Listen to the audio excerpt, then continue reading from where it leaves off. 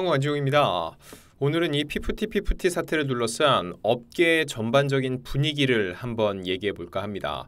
일단 이 피프티 사태를 둘러싸고 세미나가 진행이 됐거든요. 이 사건을 계기로 해서 가수와 기획사 간의 관계, 법적, 사회적 인식의 변화가 필요하다는 목소리가 나오고 있습니다. 이와 관련해서 본인들이 이미 제2의 피프티, 아니 그 이전에 이미 비슷한 이런 어려움을 겪고 있다고 토로하는 이들도 있었습니다.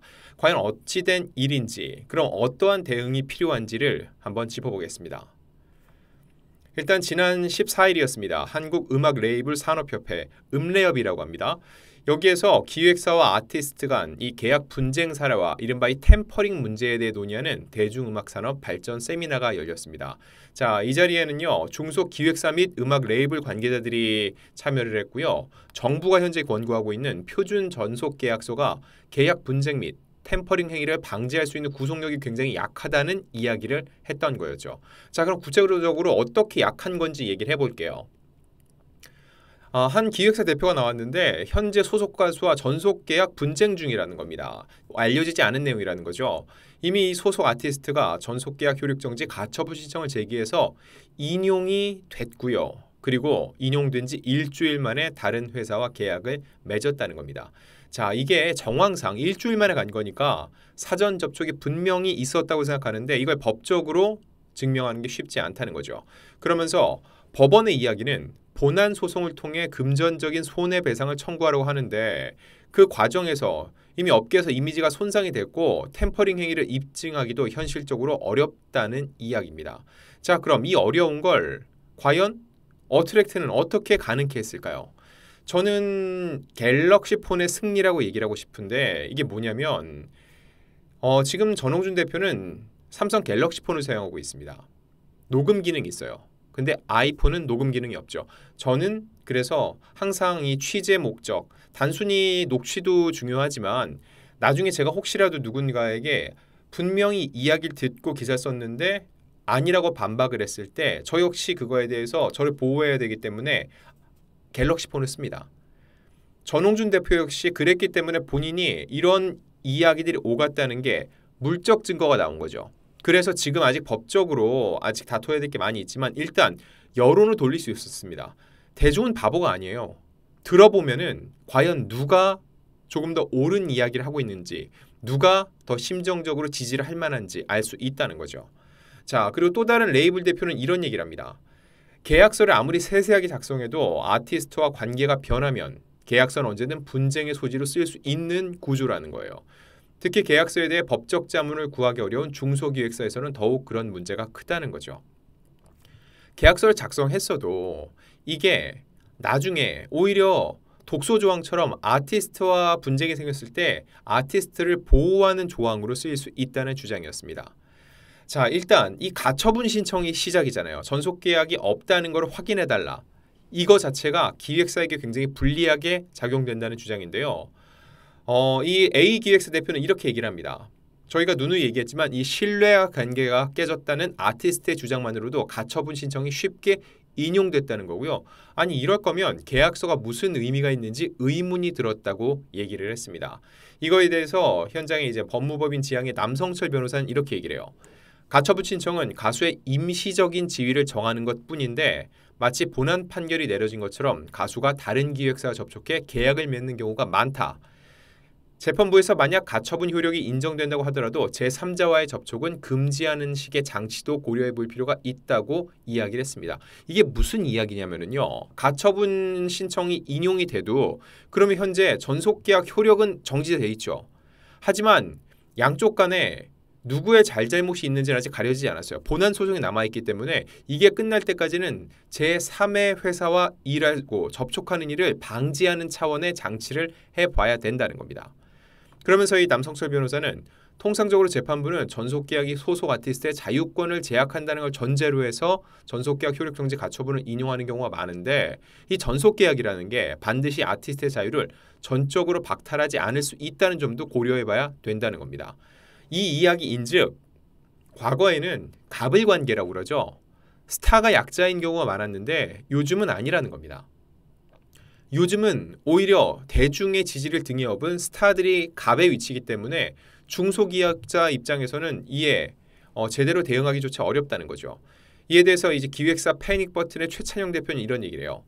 현재 표준 전속 계약서에는 제작사와 아티스트를 명확한 갑과 을로 나누고 아티스트를 사회적 약자로 가정하는 조항이 많다면서 싱어송라이터의 경우 아티스트가 원천 컨텐츠 생산자고 매니지먼트는 이를 판매 대리하는 입장인데 누가 과연 갑이고 을인지 고민해봐야 된다고 주장을 했습니다. 자, 그러면서 이런 템퍼링 문제가 아이돌 시장보다 훨씬 더 심한 곳이 있다는 이야기도 나왔습니다. 전속계약서에서는 일단 소속사 갑으로 되어 있는데 실제로 갑이 맞는지 논의가 필요한 시점이라는 얘기와 함께 이 음레업의 윤동환 회장은 이런 얘기를 했어요. 인디음악계입니다.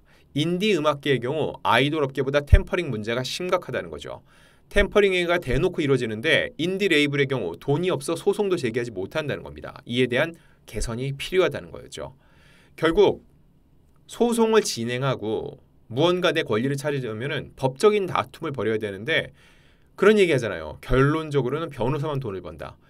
일단 착수금에도 돈을 넣어야 되고요. 진행되는 과정 내내 돈을 넣어야 되는데 그 돈조차 없어서 템퍼링 문제가 발생하는데 손 놓고 아무것도 할 수 없는 경우가 아이돌 시장 말고 인디 음악계에 더욱더 많다는 겁니다.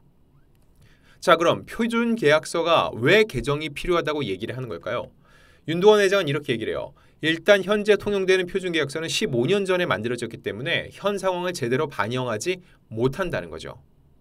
자, 그러다 보니까 소규모 기획사의 경우 자금력이 충분하지 못해서 소송으로 시비를 가지도 못하고 그냥 아티스트를 빼앗기는 처지라는 거죠. 왜냐하면 현재 표준계약서 상에는 이 전속계약 분쟁 과정에서 드러난 연예계 전속계약 기간 중 사전 접촉행위, 즉 템퍼링과 관련해 중소기획사를 보호하기 위한 이런 내용이 충분히 들어있지 않다는 거죠. 그래서 이런 내용이 있어야지 본인이 힘들게 키워놨는데 돈 많은 회사에서 가로채는 일이 없어질 수 있다는 겁니다. 자, 그렇다면 표준계약서상에서 어떤 게 회사에게 오히려 불리하다는 걸까요? 이 표준 전속계약서라는 게 처음에 만들어질 때 아무래도 스타를 보호하는 측면에서 이루어진 측면이 커요. 왜냐하면 그 전까지는 회사가 갑이고 정말로 그 회사의 명령에 지시에 따를 수밖에 없는 구조라는 이미지가 팽배했거든요. 그래서 이미 대중에게도 많이 알려진 게 7년의 전속계약인 거죠. 7년이 넘어가면 어떻게 돼요? 노예계약처럼 분류가 됩니다. 그래서 최대 계약 기간을 7년 이상 가지 못하게 하는 겁니다. 그래서 아이돌 가수들이 7년차 징크스가 생긴 거예요. 7년이 돼서 재계약 시즌이 도래했을 때 일단 그때까지 살아남았다는 것 자체가 성공한 아이돌이라는 거죠. 그런데 여전히 회사에서 이런 불합리하고 불리한 계약 조건을 내세우면 나는 나가겠다, 재계약 안 하겠다 한다는 겁니다. 이런 측면에서 표준계약서 상에 회사가 지어야 된 의무가 많다는 거죠. 그렇기 때문에 이렇게 전속계약 관련 분쟁이 생겼을 때 재판부가 아티스트의 손을 들어준 경우가 많다는 겁니다.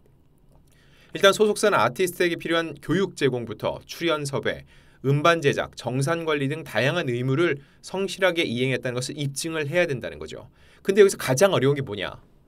이 업계 관계자들은 정산 부분이 가장 어렵다는 거예요. 몇 년 동안 일을 하는데 소속사가 하나하나 영수증을 모두 챙겨서 이걸 증빙하는 게 쉽지 않다는 거죠. 그리고 또 하나, 홍보비에 대해서는 아티스트나 대중이 전혀 공감하지 못하는 경우가 많기 때문에 기획사가 절대적으로 불리하다는 설명입니다. 이게 어떤 거냐면 홍보비라는 게 뭐 광고를 건다거나 이렇게 명백하게 무언가를 하면서 돈이 나가는 게 꽤 있는데 그게 아니라 언론사를 만나거나 혹은 또 이제 방송사를 만나서 섭외를 할 때 그들과 관계를 맺잖아요. 만나서 커피 한잔하고 밥 한 끼 하면서 그거를 전부 다 이제 영수증 처리를 하는 거죠. 근데 실제로 이 사람이 누구랑 밥을 먹었는지, 그때 밥을 먹고 술을 마신 게 실제로 나중에 섭외에 얼마나 큰 도움이 됐을지 이거를 증빙할 수가 없다는 겁니다. 물론 실제로도 이걸 악용하는 매니저가 있긴 합니다. 하지만 몇몇 그런 매니저 때문에 그렇지 않은 매니저까지 모두 매도되는 일이 없어야 되는데 일단 재판으로 갔을 때 그러면 어떻게 되겠어요? 상대는 문제가 있는 부분만 계속 물고 늘어지겠죠. 왜 그 부분은 증빙이 안 되냐라고 했을 때 상식선에서 아티스트나 대중이 공감하지 못하는 부분, 업계의 룰, 일종의 관례가 있다는 건데 그런 측면에서 기획사가 절대적으로 불리하다는 설명입니다. 또한 법적 분쟁 과정에서 문제도 있는데 가처분 신청이 인용되면 대부분 승소한 것처럼 여기는 분위기가 형성이 된 겁니다. 자, 말 그대로 이건 뭐예요? 가처분이에요. 가짜 처분이라고 볼 수 있는데 본안 판결 전 계약의 효력을 임시로 정지한다는 거죠. 그러니까 가처분 결정 이후에도 본안 소송을 통해 전속 계약의 해지 책임이 누군가 있는지 다투는데 일단 가처분 인용이 확정되는 순간 그때부터 아티스트는 곧바로 다른 소속사와 전속 계약을 맺고 활동하는 사례가 나오게 된다는 거죠. 자, 그러면은 어떤 식으로 이걸 방지할 수 있을까요? 예를 들어서 스포츠 쪽은 이 템퍼링에 대해서 굉장히 조항이 강한 편입니다. 그래서 특정 이런 팀에 소속돼 있는 선수가 계약 기간 중에 그리고 계약 기간이 얼마 남지 않은 스포츠 분야 같은 경우는요. 템퍼링에 대한 이 위약벌 조항이 굉장히 강한 편입니다. 한 소속 팀에 몸담고 있는 선수가 계약 기간 중에 다른 팀과 부적절하게 만남을 가졌다거나 이런 경우에는 그에 따른 위약금을 내야 되는 조항이 있다는 거죠. 그리고 이거를 단순히 팀 대 팀뿐만 아니라 협회 차원에서도 관리를 하고 있다는 겁니다. 그리고 보세요. 우리 손흥민 선수나 이런 유명 한국 선수들이 프리미어리그에서 뛰다가 다른 팀으로 갈 때 뭘 주죠? 이적료라는 걸 주죠. 왜냐하면 그동안 이 선수를 이만큼 키워오는데 전 소속사의 역할이 굉장히 크다는 겁니다. 그걸 일종의 인정하는 금액이 바로 이 이적료라는 거예요. 이 사람 데려가려면 이만큼의 돈을 내놓고 나가. 그렇게 데려가. 이거 자체가 뭐예요? 그동안 내가 이 선수에게 쏟아부은 그동안의 노고를 치하해달라. 인정해달라는 건데 스포츠 쪽에는 이게 이런 식으로 통용이 되는데 연예계 쪽에는 아직 없다는 거죠. 그런 식으로 이 템퍼링이라는 거에 대해서 어떤 식으로 대처를 할지 구체적으로 법안이 마련될 필요가 있다는 겁니다. 자, 오늘 이야기는 다소 좀 딱딱했는데 중요한 건 이겁니다. 피프티뿐만 아니라 이번 이런 사태들이 연예계 안에서 비일비재하게 일어나고 있고 그런 경우에 요즘은 예전과는 달리 스타보다도 중소기획사가 의뢰 입장의 경우가 왕왕 있다는 겁니다. 가처분 지정이 받아들여지는 순간부터 스타는 개별적인 활동이 가능한데 그 순간부터 사실상 스타를 잃고 나서 회산할 수 있는 게 없다는 거죠. 그러니 권리를 양쪽 모두 동등하게 보장할 수 있는 법안의 마련이 필요하다는 것이 이번 세미나 그리고 요즘 이 문제를 둘러싸고 정치권도 그렇고 업계에서 계속적으로 주장을 하고 있는 내용입니다.